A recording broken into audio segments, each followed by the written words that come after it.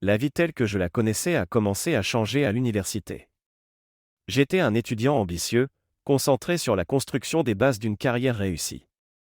Pourtant, au milieu des cours magistraux et des révisions nocturnes, j'ai rencontré quelqu'un qui a complètement bouleversé le cours de ma vie. Jenny était magnétique, sûre d'elle, captivante et débordante de charme. Sa présence semblait illuminer toutes les pièces où elle entrait et, contre ma raison, j'étais attiré. Notre relation a rapidement fleuri, entre les cours partagés et nos conversations interminables, je me suis mis à imaginer un avenir avec elle. À l'époque, je ne voyais pas les failles, les petits signaux montrant que nous n'étions peut-être pas aussi compatibles que je le croyais. Elle avait un esprit vif, un sourire incroyable et une aura de mystère qui me donnait envie de la connaître davantage. Je n'avais pas réalisé que ce même mystère finirait par détruire tout ce que nous avions bâti ensemble. Je m'appelle Mike Wilson et pendant des années, j'ai vécu sous l'illusion que ma vie était parfaite. Mais en une soirée, cette illusion s'est brisée entièrement. La vie que je chérissais, les gens, les souvenirs, tout a été soit anéanti, soit prêt à s'effondrer. Malgré la dévastation, je me suis raccroché à un verset biblique pour trouver du réconfort, le temps et les circonstances arrivent à tous. Un rappel que les méandres de la vie échappent à notre contrôle. J'ai épousé Jenny Smith 3 mois après la fac. Pendant plus de 7 ans, je n'ai jamais soupçonné sa trahison. Jenny et moi, nous nous sommes rencontrés à l'université. Elle était superbe, blonde, aux yeux verts, pleine de charme. Elle m'a aussitôt conquis et nous partagions des objectifs similaires, ce qui a conduit au mariage. Je mesurais 1,78 m pour 86 kg, je n'étais pas une star de cinéma, mais je ne passais pas non plus inaperçu. Nous sommes rapidement devenus inséparables après nous être rencontrés en cours de statistique, juste avant la remise des diplômes. J'ai trouvé un bon emploi et notre avenir semblait radieux. Un signal d'alarme que j'ai manqué, la réticence de Jenny à me présenter à ses parents. Elle avait honte de leur pauvreté, mais je les ai trouvés chaleureux et gentils. John et Elma sont vite devenus comme ma famille après la mort de mes parents. Même si Jenny les négligeait, je gardais contact, les aidais quand je pouvais et admirais leur générosité malgré leurs faibles moyens. J'ai commencé comme comptable dans une grande entreprise avec un salaire confortable. 3 ans plus tard, après avoir réussi l'examen de CPA, expert comptable, j'ai été promu chef de service avec un salaire à 6 chiffres. Jenny était ravie, nous avons amélioré notre maison et notre style de vie. Peu après notre mariage, Jenny a eu des jumeaux, Glenda et Marc. D'abord peu enthousiaste, elle s'est adaptée et est devenue une mère dévouée. Après 5 ans à la maison, elle est retournée travailler comme assistante juridique. J'avais peur d'une infidélité potentielle, mais son patron, c'est elle. M. Flint, un homme de famille loyal, gardait un climat de travail professionnel. Au bout de 6 ans de mariage, Jenny est devenue nerveuse. Après avoir crié sur Glenda pour une broutille, elle m'a avoué se sentir prisonnière et insatisfaite. Elle aspirait à plus de voyages, de luxe et de liberté. Elle a refusé ma proposition de consulter un psy, affirmant qu'elle n'était pas « folle ». Ces sautes d'humeur créaient des tensions, mais je pensais que ce n'était qu'une passe et je me suis accroché à la famille. Je me suis dévoué à nos jumeaux, les protégeant de l'instabilité de leur mère. Le week-end, je les emmenais en sortie. Jenny venait parfois, mais souvent elle restait chez nous. Les enfants adoraient ses bonjours, mais préféraient qu'elle ne soit pas là quand elle était de mauvaise humeur. Les choses se sont brièvement améliorées après un pique-nique d'entreprise, mais tout a basculé à la soirée du Nouvel An. D'habitude, nous évitions ce genre d'événement, préférant fêter la nouvelle année tranquillement à la maison. Cette année, Jenny a insisté pour y aller, disant qu'elle avait envie de danser, alors que ce n'était pas son habitude. À la fête, j'ai été surpris de voir notre patron, Brad Coulson, qui ne participait d'ordinaire qu'au pique-nique d'été. Il avait déjà rencontré Jenny à ce pique-nique, mais le voir à la soirée du Nouvel An était inhabituel. Peu après notre arrivée, Brad a invité Jenny à danser. Elle a dansé plusieurs morceaux avec lui, mais m'a refusé une danse sous prétexte qu'elle était fatiguée. Pourtant, lorsque Brad est revenu la chercher, elle a dansé 5 morceaux de plus avec enthousiasme. À l'approche de minuit, je me suis aperçu que Jenny était restée tout ce temps avec Brad. Je suis parti à sa recherche pour l'embrasser au passage à la nouvelle année. Horrifié, j'ai vu Brad l'embrasser le premier. Furieux, j'ai foncé sur lui, l'ai repoussé et j'ai crié « Lâche ma femme, espèce d'imbécile !» La salle s'est figée, Personne n'avait jamais parlé à Brad de la sorte, mais je m'en fichais. Mon cœur battait à tout rompre, mon visage était en feu et, même si je n'étais pas bagarreur, j'étais prêt à me battre. Brad, pourtant, n'a fait que sourire. Jenny, allons-nous-en, ai-je exigé en lui prenant la main. Elle s'est dégagée. Mike, je suis désolé, mais je pars avec lui ce soir. On parlera demain. J'étais sidéré. Brad et Jenny ont quitté la soirée ensemble, me laissant humilié sous le regard médusé de l'assemblée. Sans un mot, je suis rentré chez moi, le cœur en miettes. Le lendemain matin, jour de l'an, je me suis réveillé avec la pire gueule de bois de ma vie. J'avais pleuré, bu et à peine dormi. J'étais en rage intérieure, imaginant comment me venger de Brad, persuadé qu'il avait manipulé Jenny. Pourtant, je l'aimais encore et j'espérais un retour possible. Je m'entraînais à ce que je lui dirais si elle revenait, sûr qu'il faudrait un suivi psychologique. Mais un doute m'a envahi, et si elle ne revenait pas? Paniqué, j'ai couru chercher les enfants, Mark et Glenda, avant que Jenny ne s'en charge. Au restaurant IHOP, tandis qu'ils dévoraient leurs crêpes, je griffonnais des plans de réconciliation ou de divorce éventuel. De retour à la maison, j'ai été à la fois soulagé et déçu en voyant que Jenny n'était pas là. Sur le répondeur, un message d'elle annonçait qu'elle avait besoin de temps pour réfléchir et partait en voyage d'affaires avec Brad en tant que secrétaire temporaire. Son excuse était absurde, c'était évident que Brad voulait plus qu'une secrétaire. J'ai déchiré ma liste de réconciliation, anéantie par la trahison. Des idées sombres m'assaillaient, colère, vengeance, désespoir, mais je n'ai jamais pensé à me faire du mal. J'aimais trop mes enfants pour les abandonner. Alors que je broyais du noir, une autre question me hantait, Glenda et Mark sont-ils vraiment mes enfants? J'ai décidé de faire un test ADN. Au restaurant, j'ai ramassé discrètement quelques échantillons tout en faisant comme si tout allait bien. Conscient que j'avais besoin d'un conseil juridique, j'ai appelé un ami divorcé. Il m'a recommandé l'avocat de son ex-femme, Tom Watson. Bien que ce soit le jour de l'an, j'ai tenté de joindre Tom, et à ma surprise, il a décroché. Avant qu'il ne raccroche, j'ai précipitamment exposé la situation, mentionnant aussi que l'amant de ma femme était mon patron, Brad Coulson. Son intérêt a immédiatement grimpé. « Pouvez-vous venir à mon cabinet mardi à 9 h, a-t-il demandé. « Oui, si je trouve quelqu'un pour garder les enfants. Amenez-les. Cela vous aidera à clarifier les choses.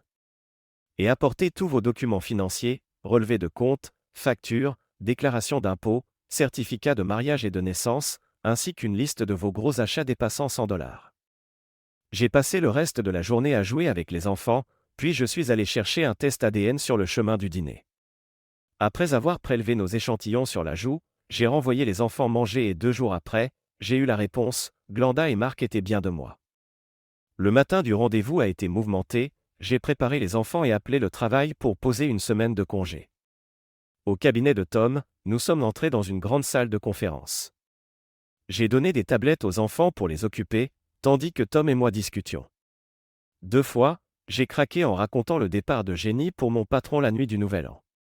Tom s'est montré compatissant, mais il m'a prévenu que ce serait difficile. Ensuite, il m'a confié un détail personnel, sa cousine Abby avait autrefois été mariée au frère de Brad, Joe. Joe avait trompé Abby, puis l'avait quitté, et les avocats de Brad avaient écrasé Tom au tribunal lorsqu'il débutait. Depuis, Tom s'était spécialisé en droit de la famille et était prêt à se battre pour moi. Brad va lancer toute son équipe contre nous, mais je ferai de mon mieux, a-t-il promis. C'est tout ce que je voulais entendre, ai-je répondu. Nous nous sommes mis au travail, revue des documents, discussion sur mes objectifs. Je voulais garder la maison, la moitié des biens, ma retraite, sans verser de pension alimentaire pour Jenny, et obtenir la garde partagée des enfants. Tom m'a conseillé de modérer mes attentes, expliquant que Jenny obtiendrait probablement la garde principale, surtout si elle épousait Brad et devenait mère au foyer. Le mieux serait d'obtenir un droit de visite généreux, a-t-il indiqué. C'est injuste, me suis-je plaint. Je n'ai rien fait de mal, et c'est moi qui perds tout. Tom a acquiescé, malheureusement, c'est souvent comme ça. Mais s'il se marie, tu n'auras pas à payer de pension alimentaire pour les enfants. Il y aura quand même une pension pour Jenny, par contre. Je paierai la pension pour les enfants rien que pour les voir, ai-je répliqué, amer. À la fin de notre rendez-vous, Tom a passé du temps avec Mark et Glenda. En revenant, il a souri, tu dois être un père formidable, tes enfants t'adorent.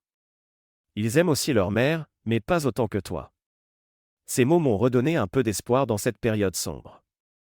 En quittant le cabinet de Tom Watson, j'étais plus serein quant à mes finances, mais toujours inquiet pour la garde de mes enfants. Tom m'a assuré qu'il rédigerait la requête de divorce et la demande de garde provisoire, puis la ferait parvenir à Jenny dès qu'elle rentrerait de son voyage. 8 jours après la date fatidique, Jenny a appelé pour parler. J'ai accepté, prévoyant de faire garder les enfants ailleurs. Comme je m'y-attendais, Jenny ne cherchait pas la réconciliation, notre mariage était fini. Quand elle est arrivée, je l'ai fait patienter, essayant de rester calme. Je suis passé devant elle sans un mot pour aller chercher une bière. « Où sont les enfants » a-t-elle demandé. « Maintenant, tu t'inquiètes pour eux » ai-je répliqué, gardant mon calme. « Je le mérite » a-t-elle admis, presque désolée. Elle a tenté d'expliquer, Brad et moi n'avions pas prévu que je partirais ce soir-là. Le voyage s'est présenté au dernier moment et Brad m'a dit que ce serait mieux de te laisser te calmer. Après coup, j'ai compris qu'il était mon âme sœur. C'est incroyable comme ton âme sœur est riche, ai-je lâché. Je suppose que tu es venu pour parler de divorce. Dépêche-toi, j'ai mieux à faire. Jenny a fait la grimace, tu n'es pas obligé d'être insultant. Je me fiche de ce que tu penses, ai-je rétorqué sèchement. Très bien, je n'ai pas à supporter tes injures, a-t-elle repris, visiblement irritée. Alors pars, ai-je dit, me dirigeant vers le jardin.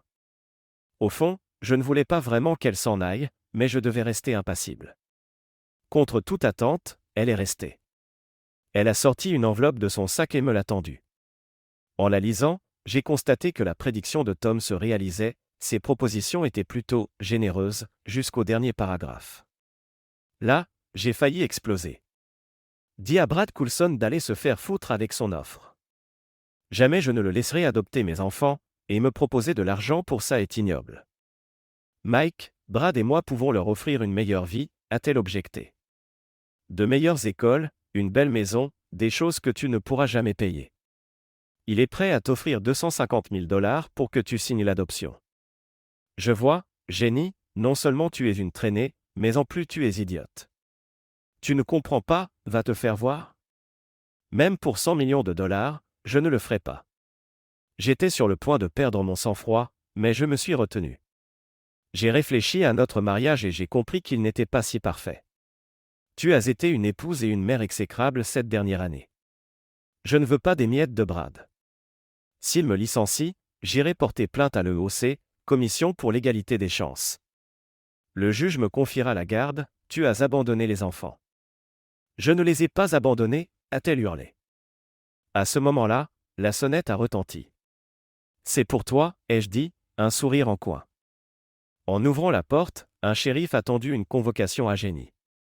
En la lisant, elle a fondu en larmes et est partie en courant. Ça m'a soulagé de la voir dans cet état. J'ai appelé Tom, elle vient de partir, on lui a remis les papiers du divorce. J'espère que je suis resté correct. Pas de débordement, a-t-il demandé.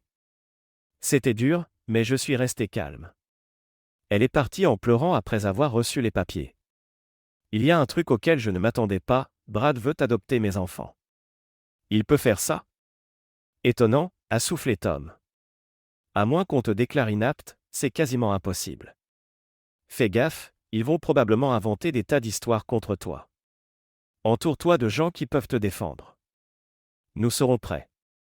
Tom, est-ce que la douleur finit par s'atténuer, ai-je demandé, accablé. Oui. Tu as déjà dépassé le stade où tu étais totalement effondré. Il y aura encore des moments difficiles, on perdra peut-être quelques batailles, mais on se relèvera à chaque fois. Garde espoir. Durant la semaine de congé, j'ai suivi les conseils de Tom et réorganisé toutes mes finances. J'ai ouvert de nouveaux comptes et y ai transféré la moitié de nos économies. J'ai inscrit les enfants à la garderie après l'école, qui les gardait jusqu'à 17h30, ce qui collait à mes horaires et me laissait du temps pour mes courses avant de les coucher. Cette semaine à la maison m'a aussi permis d'établir une nouvelle routine avec les jumeaux. Jenny avait été laxiste sur le coucher, alors j'ai imposé des règles plus strictes, bain, brossage de dents et au lit à 20h. Ils ont râlé au début, mais quand j'ai promis de leur lire 2 histoires au lieu d'une, ils se sont mis à attendre avec impatience l'heure du coucher. Notre lien est devenu plus fort et, à ma surprise, ils n'ont pas souvent demandé leur mère. Un jour, Marc m'a quand même demandé, « Papa, est-ce qu'elle reviendra ? Ta maman a trouvé quelqu'un qu'elle aime mieux que moi et veut vivre avec lui.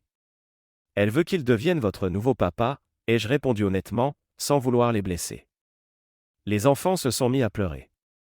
J'ai essayé de les rassurer, « Quoi qu'il arrive, je resterai toujours votre papa. » Ils se sont calmés et m'ont serré très fort dans leurs bras.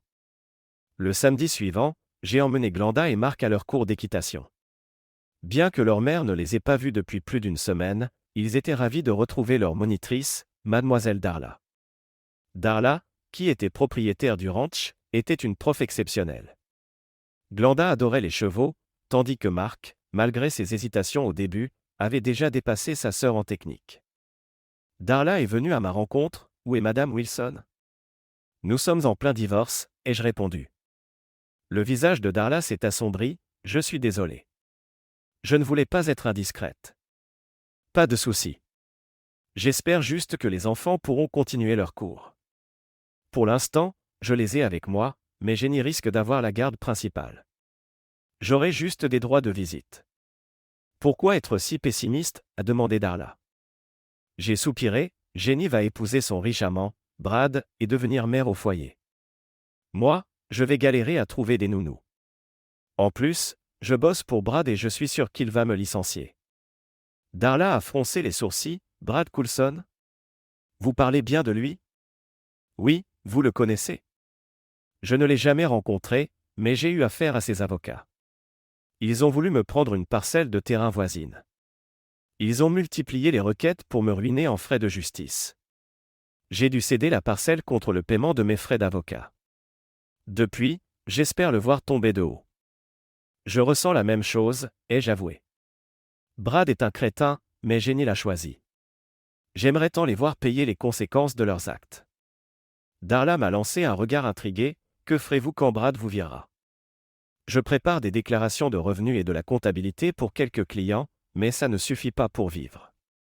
Quand le divorce sera final, je devrais vendre ma maison et louer un appart. Ce ne sera pas l'idéal pour lancer une activité indépendante, mais je trouverai un moyen. Si vous pouvez vous aligner sur ce que je paie actuellement, je serai ravi de vous confier ma comptabilité, m'a proposé Darla. Je ne peux pas accepter, ai-je répondu. Mon comptable actuel ne me satisfait pas, a-t-elle insisté. C'est un gros cabinet, ils sont lents et me facturent cher. Si vous pensez pouvoir gérer, je préfère vous confier mes affaires. En voyant les enfants s'amuser à cheval, je me suis retourné vers Darla, ok. Je peux jeter un œil à vos comptes. Si je peux égaler les tarifs, je vous prends comme cliente. Darla m'a alors emmené à son bureau et m'a montré ses registres et la déclaration de l'année passée. J'ai vite compris que son cabinet, Mentor, Smith & Zeller, lui faisait payer trop cher. Je ne peux pas vous facturer autant, ai-je dit, amusé. Je prends $750 par mois et 2000 pour la déclaration annuelle. Je suis prête à continuer à payer ce que je paie actuellement, a protesté Darla.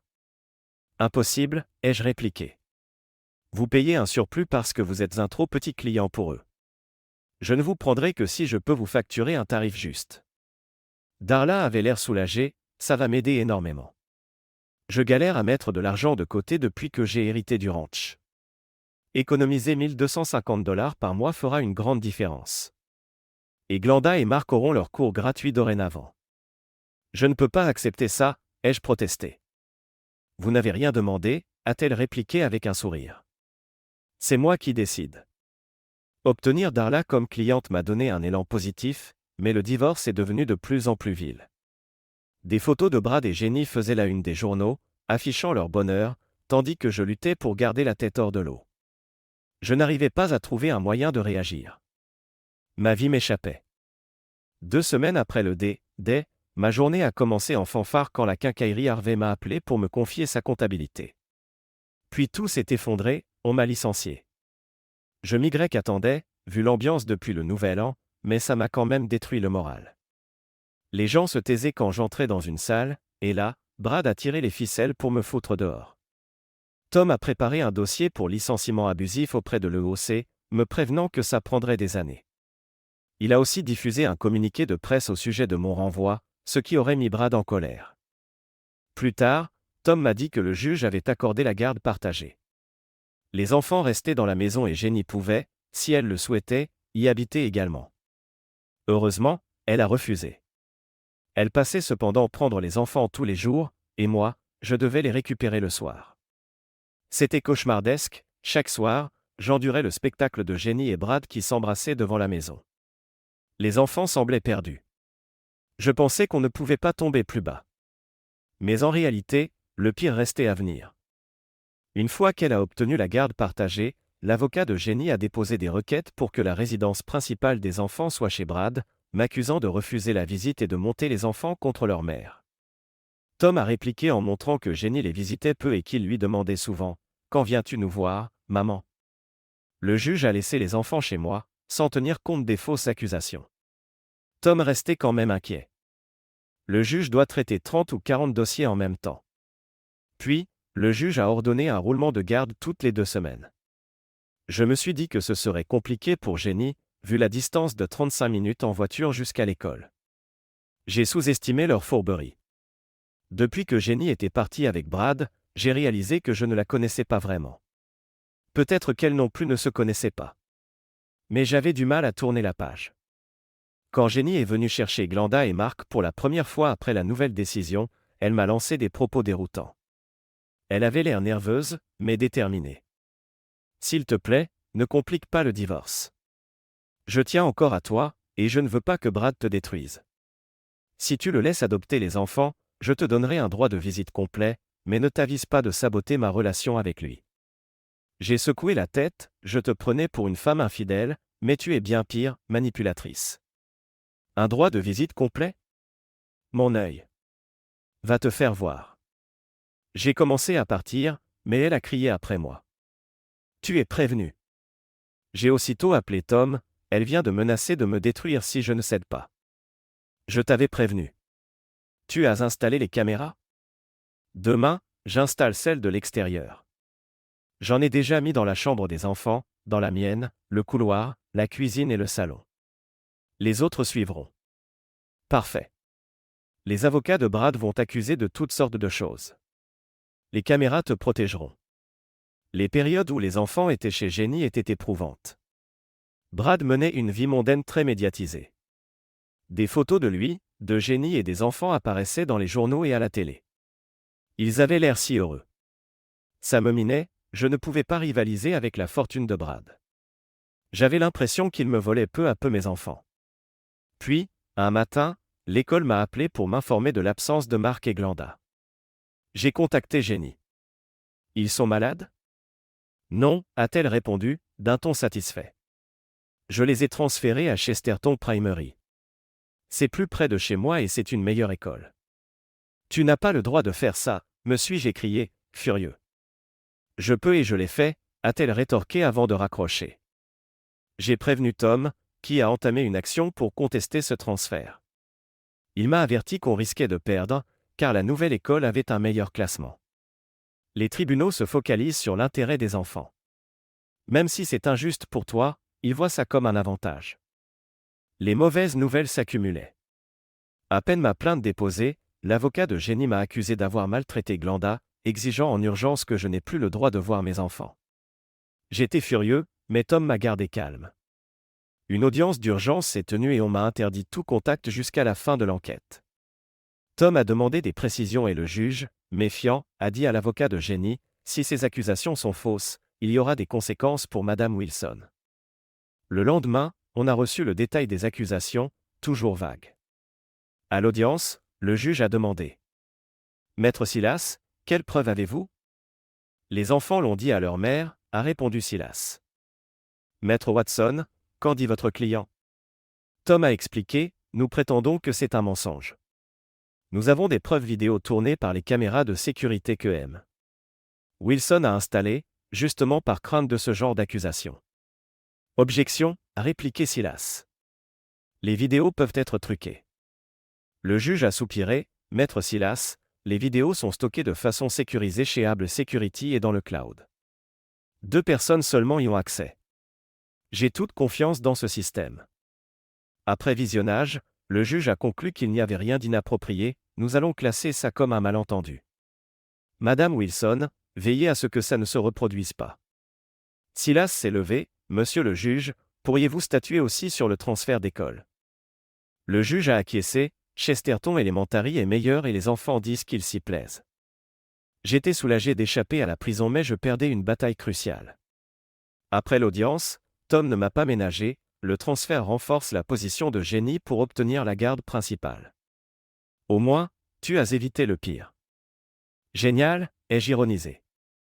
Jenny va tout faire pour saboter mes visites et on va passer notre temps devant le juge, pendant qu'elle et Brad continueront de m'enfoncer. Je n'ai donc aucun recours. Sauf si tu déménages dans le district de Chesterton et te remaries, tu n'as pratiquement aucune chance. Ce week-end, j'ai emmené les enfants à leur cours d'équitation. Mais je n'avais pas le cœur à apprécier le moment. Ma femme m'avait quitté, j'avais perdu mon boulot, et mes enfants m'échappaient. Jenny semblait mener la vie parfaite. Mike, a dit Darla en s'asseyant à côté de moi. Tu as l'air abattu. Qu'est-ce qui ne va pas? Je lui ai expliqué mon combat pour la garde. Pour espérer rivaliser, il me faudrait habiter dans le district de Chesterton et me marier. Je n'ai pas l'argent pour déménager, ni personne à épouser. Sans vouloir te vexer, ta femme est une sorcière, a lâché Darla. Elle m'a mal parlé plusieurs fois. J'ai failli lui dire de partir, mais je savais que Glenda serait déçue. J'ai soupiré, je ne le prends pas mal. Après un moment de réflexion, Darla s'est illuminée, j'ai une idée. Ma maison est dans le district de Chesterton. Viens t'installer chez moi et on fera croire qu'on est fiancés. Quand ton divorce sera officiel, on se mariera vraiment et ça te mettra à égalité avec Jenny. J'ai éclaté de rire, mais plus j'y pensais, plus ça semblait logique. J'ai demandé à Darla de m'accompagner chez Tom pour présenter le plan. Tom a d'abord été sceptique, un mariage factice, le tribunal va le voir et ça risque de te faire perdre la garde. Darla a rétorqué, et si on se mariait vraiment? On annonce nos fiançailles maintenant, on se marie dès que le divorce est final et Mike emménage chez moi. J'ai plein de chambres, il pourra même monter son cabinet de comptabilité dans le bureau. On fera des contrats en règle pour rester juste. Tom a pris un temps pour réfléchir, techniquement, ce n'est pas illégal si vous jouez franc jeu. Je recommande un contrat prénuptial et un engagement à rester marié au moins 18 mois pour ne pas éveiller de soupçons. Darla a répondu tout de suite, d'accord. J'ai hésité, Darla, c'est un gros sacrifice pour toi. Ça vaut le coup, rien que pour faire mordre la poussière à Brad, a-t-elle dit en souriant. 8 semaines après le D-Day, nous avons signé tous les documents légaux. On restait mariés au moins 18 mois, on conservait nos biens d'avant le mariage et on partageait équitablement les revenus. Je payerais un loyer comme par des dépenses. Darla semblait ravie. Je me suis rendu compte à quel point elle détestait Brad. Le lendemain, Darla et moi avons déposé une demande de mariage. Nous avons fait nos tests sanguins et avons attendu l'audience de garde définitive. Tom a demandé la garde conjointe tandis que l'avocat de Jenny réclamait la garde exclusive. Jenny et Brad ont annoncé leur mariage fastueux dans les rubriques mondaines. Je n'étais évidemment pas invité. Le jour de l'audience, j'étais stressé, même si je me sentais un peu à égalité avec eux. Mais je savais que la justice ne serait pas forcément équitable. L'avocat de Jenny, Maître Silas, a commencé à me dénigrer, M. Wilson est sans emploi, il a du mal à payer ses factures et n'habite pas le district de Chesterton. Nous sommes aussi inquiets pour sa santé mentale. Le juge a demandé des preuves. Silas a reconnu qu'il n'en avait pas. Il a alors enchaîné sur un autre angle, Madame Wilson et M. Coulson vont se marier, la maison de Brad se trouve dans le district de Chesterton et ils ont d'importantes ressources. Nous demandons donc la garde exclusive pour Madame Wilson. Quand est venu le tour de Tom, il a rétabli les faits, M. Wilson est financièrement stable. Il a créé son propre cabinet de comptabilité qui dégage déjà des bénéfices. Il habite désormais dans le district de Chesterton avec sa fiancée, Madame Darla Lançon. Nous réclamons la garde partagée. Jenny et Brad étaient abasourdis. J'ai ressenti un élan de satisfaction. Après avoir parlé aux enfants pendant 20 minutes, le juge est revenu, les décisions de garde sont toujours délicates. Les enfants souhaitent du temps avec leurs deux parents. Je décrète la garde partagée. Les enfants resteront 2 semaines avec chacun, en alternance, à partir de dimanche. Le transfert aura lieu à 14h tous les 15 jours. il a finalisé le divorce, partage 50/50 des biens, chacun récupérait $6 000 sur la vente de la maison. En sortant du tribunal, j'étais euphorique, mais j'ai dissimulé ma joie. J'ai serré les enfants dans mes bras, puis je me suis approché de Jenny et Brad, occupés à houspiller leur avocat. « Excusez-moi » ai-je dit, un rictus au coin des lèvres. Je voulais juste confirmer l'heure à laquelle je prendrai les enfants. 2 semaines à partir de dimanche, a grogné Brad. Jenny a lancé, furieuse, « Tu vas épouser Miss Piggy juste pour la garde partagée.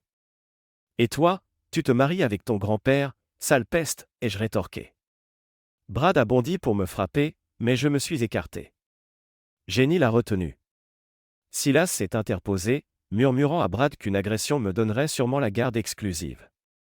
À cet instant, les enfants se sont accrochés à moi, criant « Ne fais pas de mal à notre papa ». Jenny a tenté de les calmer, « C'est rien, chérie, c'est juste un jeu ». Puis elle est partie avec Brad en promettant des glaces.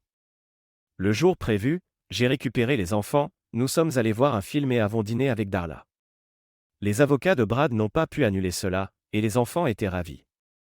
Au ranch de Darla, ils appréciaient l'équitation et la cuisine avec elle. Des choses que Jenny ne savait pas faire, même faire bouillir de l'eau lui posait problème. 1 mois après le jugement, Darla et moi nous sommes mariés à la mairie. Les enfants étaient présents. La meilleure amie de Darla était son témoin, et Tom le mien. Après la cérémonie, j'ai embrassé Darla et elle avait l'air rayonnante. 1 semaine plus tard, Jenny et Brad se sont mariés en grande pompe, et la presse locale en a fait ses gros titres.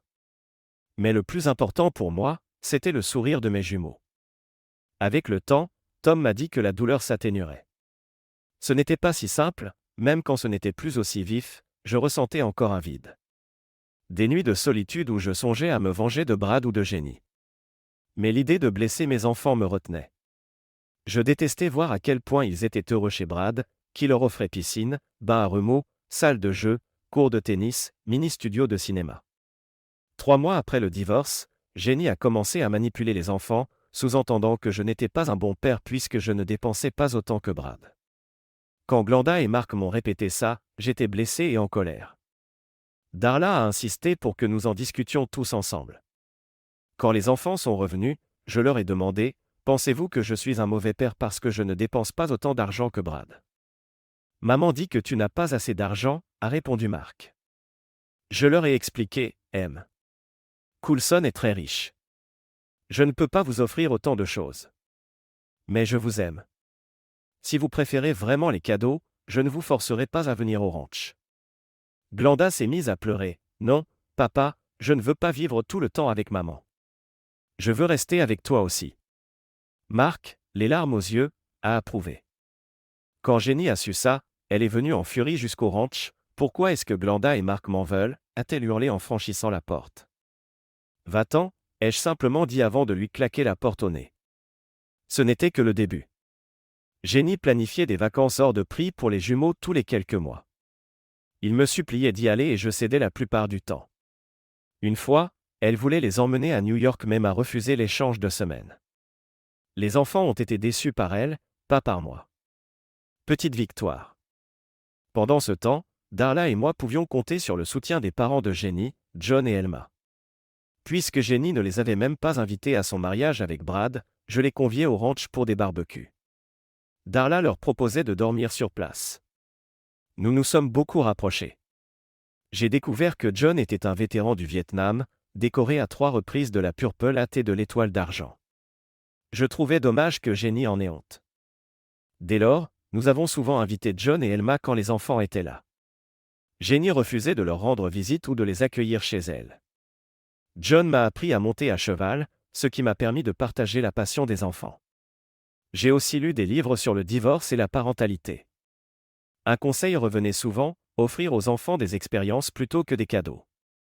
Darla a poussé l'idée plus loin en organisant des randonnées, du bowling et même un rodéo de bienfaisance. Glenda et Marc étaient ravis de défiler dans la parade du rodéo, devenu pour nous un rendez-vous annuel.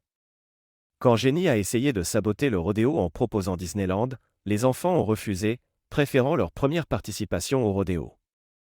J'en ai éprouvé un petit triomphe. L'année qui a suivi le divorce, Jenny a continué de tenter de gagner l'affection des enfants, tout en me dénigrant. Parfois elle les persuadait de rester chez elle au lieu de venir chez moi. Ça me blessait, mais je ne le montrais jamais. Chaque soir où ils étaient avec moi, je leur lisais 2 histoires avant de les coucher. Même s'ils grandissaient et que je devais couper les chapitres en plusieurs soirées, on a conservé ce rituel. Darla et moi ne partagions pas notre lit au début, bien que nous soyons mariés. Je l'appréciais énormément mais je ne savais pas comment aborder la question. Grâce à la vie sur le ranch et à mon cabinet de comptabilité, j'ai pu développer mes affaires. Au bout d'1 an, je gagnais environ 70% de mon ancien salaire chez Brad. J'ai même obtenu un dédommagement de $250 000 pour licenciement abusif, que j'ai partagé avec Tom. À l'approche des 18 mois de mariage, minimum, j'ai remarqué que Darla était de plus en plus distante. Pas hostile, juste moins enjouée. J'ai cru qu'elle voulait retrouver son indépendance et j'ai commencé à chercher un logement. J'ai fini par trouver un petit pavillon dans le district de Chesterton. Mais l'idée de quitter le ranch m'attristait, j'aimais y vivre, travailler de la maison, profiter de la compagnie de Darla. Nous avions même agrandi le domaine et attiré de nouveaux clients pour des sorties équestres ou des séminaires. La veille de la date fatidique des 18 mois, j'ai confié à Darla mon intention de partir, de louer un petit appartement en attendant d'acheter une maison.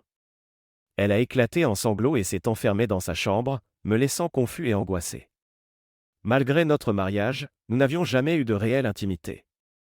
Je tenais énormément à Darla, mais j'avais peur qu'elle ne ressente pas la même chose.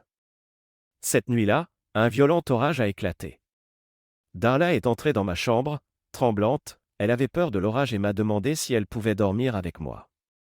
En soulevant la couverture, j'ai constaté qu'elle était nue. Elle a murmuré, la voix chevrotante, « S'il te plaît, Mike, je sais que tu ne m'aimes pas comme ça, mais j'ai besoin que tu me fasses l'amour au moins une fois avant de partir. » Ce soir-là, j'ai réalisé à quel point mes sentiments pour Darla avaient grandi. Ce n'était pas la passion dévorante que j'avais connue avec Jenny. C'était un amour plus mûr, tissé au fil du temps. Faire l'amour avec Darla a achevé de panser mes blessures. Darla, je ne sais pas si c'est ça, l'amour, mais je ne veux plus jamais partir. Ces derniers mois, je suis tombé amoureux de toi, mais j'avais peur que ce ne soit pas réciproque. Oh, Mike, a-t-elle répondu, émue. Je t'aime depuis le début, mais tu étais encore marié à Jenny quand on a fait ce pacte. J'espérais qu'on devienne un vrai couple, et quand tu as parlé de partir, j'ai cru que tu ne m'aimais pas. Je ne partirai jamais si tu ne me le demandes pas. Tu es mon foyer. Au petit matin, le soleil brillait et j'étais transformé. La haine et la colère que j'éprouvais envers Jenny et Brad s'étaient dissipées. Je me sentais enfin en paix, heureux avec Darla. J'ai proposé qu'on parte en voyage de noces. Darla m'a surpris en choisissant le Montana, où son père avait travaillé avant d'acheter leur ranch au Texas. Nous y avons passé 2 semaines magnifiques. On séjournait dans un ranch où Darla a glané plein d'idées pour le nôtre. Le soir, on s'endormait dans les bras l'un de l'autre, soudés comme jamais. De retour, les enfants se sont jetés dans nos bras. Ils nous ont raconté que durant l'absence de Jenny et Brad, en voyage en Europe, ils étaient restés avec une nounou hyper stricte qui leur interdisait la piscine et ne tolérait rien en dehors des devoirs.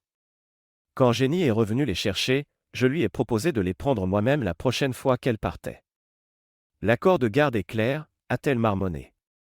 2 semaines chez toi, 2 semaines chez nous. J'ai rapporté ça à Tom, qui m'a conseillé d'attendre si cela se reproduisait. 6 semaines plus tard, rebelote, les enfants m'ont appris que Brad et Jenny repartaient pour une semaine, les laissant à nouveau avec la nounou, tyrannique. Tom a déposé une demande de modification de garde. Jenny en a été furieuse. Je ne changerai jamais cet accord, a-t-elle hurlé. Au tribunal, l'avocat de Jenny a rétorqué que la garde alternée fonctionnait depuis 2 ans. Tom a plaidé qu'il valait mieux laisser les enfants avec moi quand Jenny partait. Le juge a été de notre côté. C'est absurde de laisser les enfants à une nounou quand leur père peut s'en occuper. C'était une belle victoire, garantissant plus de stabilité pour les enfants et plus de temps avec moi. Pour la première fois, j'ai senti que la roue tournait en ma faveur. Jenny me foudroyait du regard. Tom m'a glissé, elle déteste perdre le contrôle. Elle a peur que les enfants finissent par te préférer. Des années ont passé. Darla et moi avons eu 2 enfants, Wendy et Steven. Glenda est devenue une grande sœur exemplaire, et Mark un frère protecteur.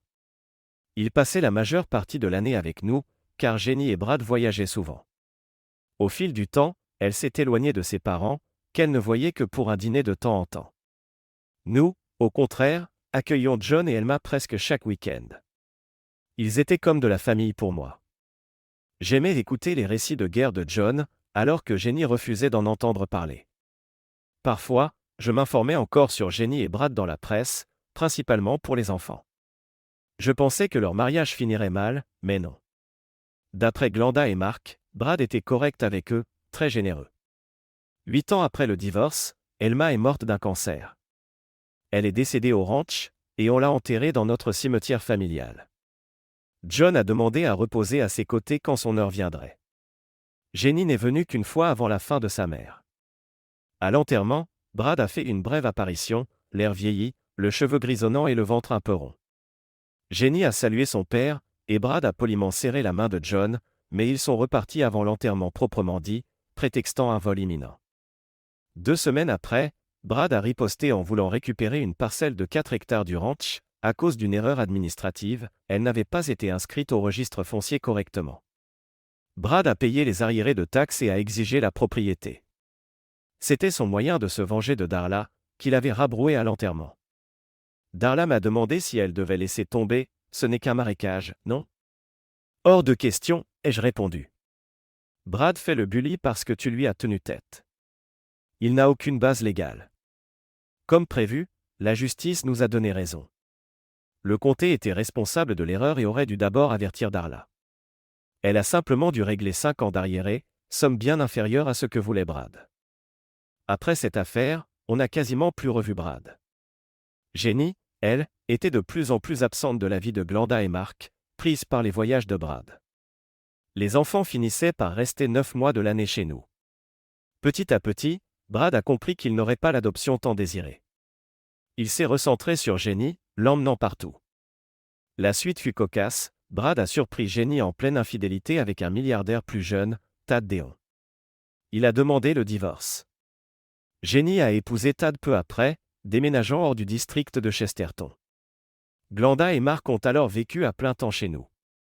Quelques mois plus tard, Jenny a demandé le divorce de Tad, qu'il avait, en fait, épousé pour agacer Brad. Une ironie du destin. La vie a suivi son cours.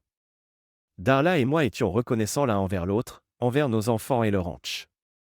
Mes affaires prospéraient, la renséure avait disparu. Jenny n'était plus qu'un souvenir lointain. Bien sûr, d'autres épreuves sont survenues, Mark a eu un grave accident de voiture, fracturant la jambe et le poignet, John a fait un petit AVC, mais s'en est remis. Darla semblait toujours en pleine forme, répétant qu'elle n'avait pas de temps à perdre à être malade, avec 4 enfants et un mari à gérer. Moi, j'ai moins échappé aux soucis de santé, des fatigues persistantes et des maux de tête ont révélé une artère bouchée. Darla m'a forcé à consulter à temps, sauvant ma vie, on m'a posé un triple pontage. Un soir, après le dîner, Darla m'a demandé à brûle-pourpoint, « As-tu déjà songé à te remettre avec Jenny ?» J'étais choqué. « Pourquoi tu demandes ça ? C'est toi que j'aime. J'adore la vie qu'on mène. » Rassurée, Darla s'est levée contre moi. C'était la dernière fois qu'elle a abordé le sujet. Un jour, j'ai croisé Brad à l'hôpital. J'attendais mon bilan routinier. J'ai failli ne pas le reconnaître, il avait l'air frêle, épuisé. Quand il a relevé la tête, j'ai vu que c'était lui. « Brad, quelle surprise !» ai-je dit en tendant la main. Il a serré la mienne, faiblement, « Tu as gagné. » Gagné quoi ? Jenny.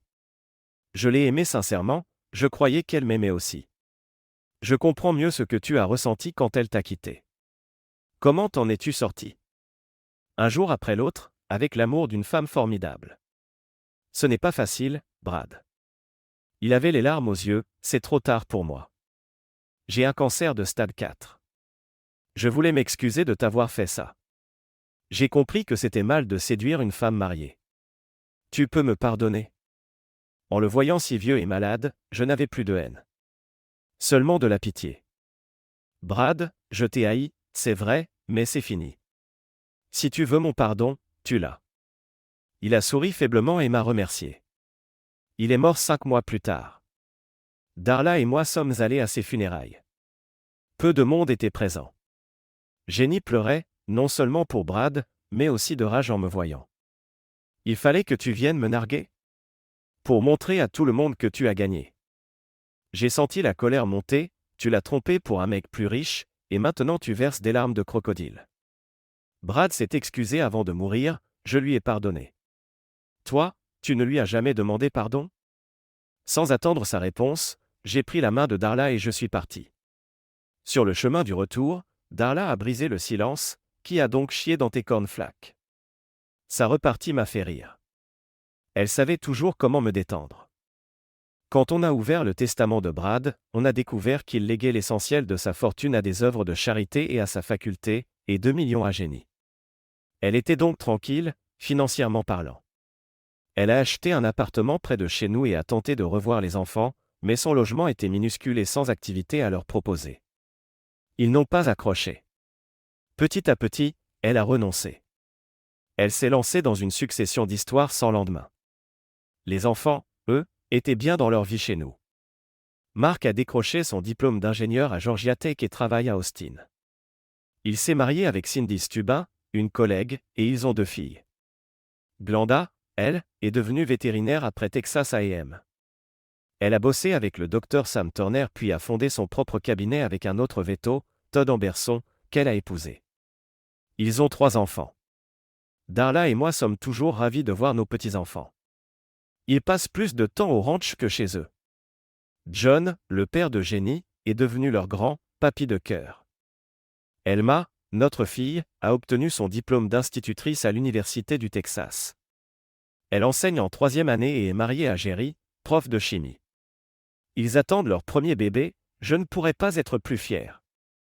J'adore mon rôle de grand-père, c'est génial de pouvoir les gâter, puis de les rendre à leurs parents quand ils commencent à devenir turbulents. Wendy, notre autre enfant, a épousé Sally, rencontrée pendant un séjour en Angleterre. Ou plutôt, Mark a épousé Sally, selon le texte original, c'est Mark qui s'est marié à une Anglaise. Elle est toute petite, 1,52 m, avec de longs cheveux bruns et des yeux violets. Je plaisante souvent en disant qu'elle est une mini Elizabeth Taylor. Ils ont déjà 3 enfants et attendent le 4e. Je m'émerveille de voir comment elle gère une telle grossesse malgré sa petite taille. Les années ont filé. Darla et moi avons récemment fêté nos 30 ans de mariage. Je n'ai presque plus de nouvelles de Jenny, hormis les quelques infos que Glenda et Mark partagent. Elle n'est plus la beauté d'autrefois, et elle n'a plus eu de petite amie depuis des années.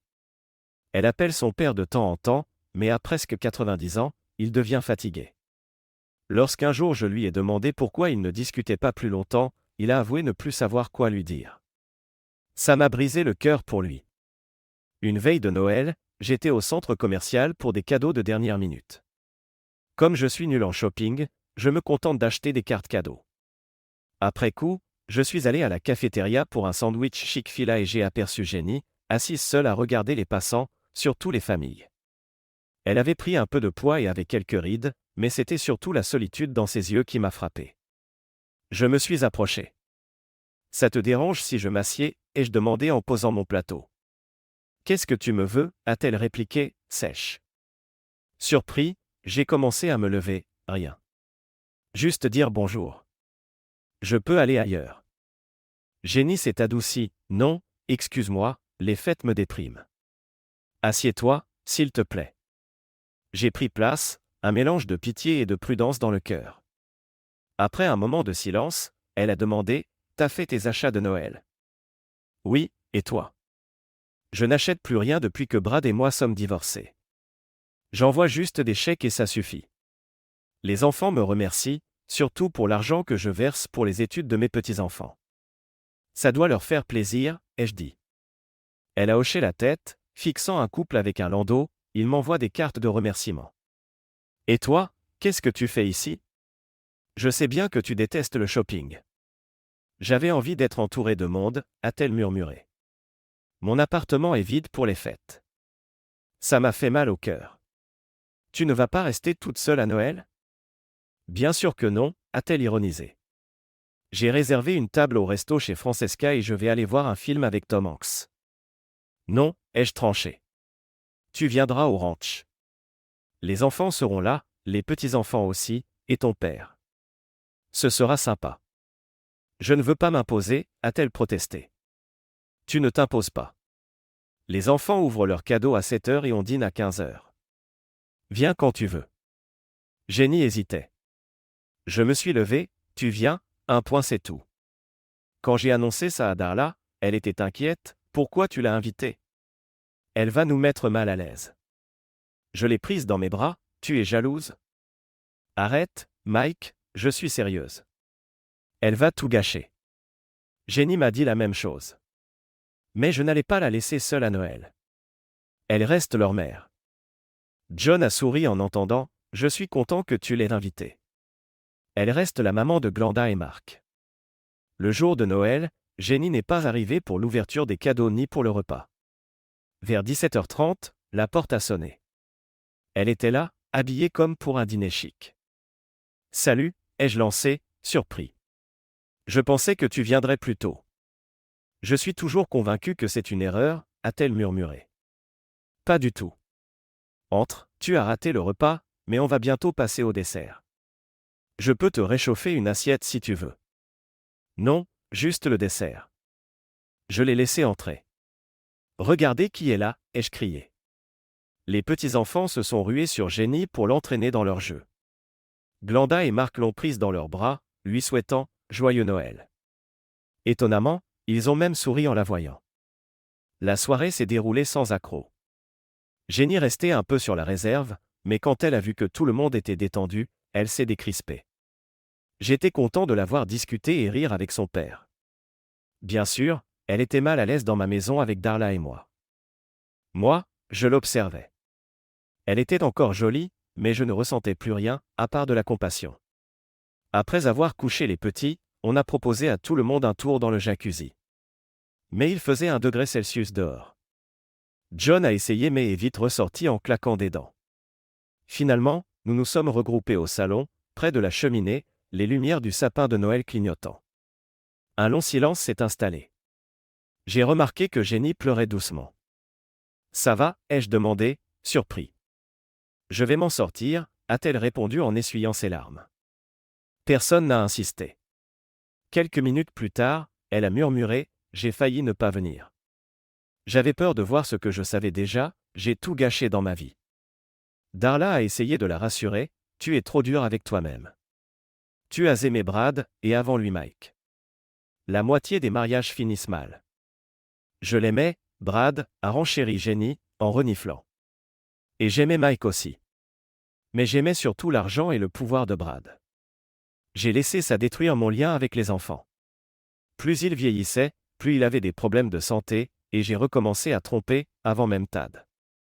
Quand j'ai vu la douleur dans ses yeux, la même que dans les tiens, Mike, j'ai compris. Puis Tad m'a aussi trompé et m'a dit en riant qu'il ne m'avait épousé que pour rendre Brad jaloux. J'ai réalisé à quel point j'avais blessé Brad, et toi avant lui. C'était son « mea culpa », le plus proche d'excuse. Elle a fini son verre et s'est levée, je dois y aller. John et moi avons insisté pour qu'elle reste dormir, mais elle a refusé. Je l'ai accompagnée à la porte. Son père l'a prise dans ses bras, lui disant qu'il l'aimait. Jenny a refoulé ses larmes et m'a donné une longue étreinte, merci. Puis elle est partie. Je ne sais pas ce que l'avenir nous réserve. Jenny regrette visiblement ses choix. Sera-t-elle capable de se rapprocher de sa famille? C'est à elle de voir. La maison s'est faite silencieuse, avec seulement le crépitement du feu. Je n'ai pu m'empêcher de penser à la tristesse de Jenny et au temps que j'avais perdu à vouloir la détruire ou détruire Brad. Finalement, c'est bien le temps qui s'est chargé de la vengeance. En observant les flammes, je me suis souvenu du verset biblique, le temps et les circonstances arrivent à tous. Finalement, c'est le temps qui s'est révélé la plus puissante des justices. Merci de regarder et n'oubliez pas de vous abonner pour ne pas manquer les nouvelles histoires.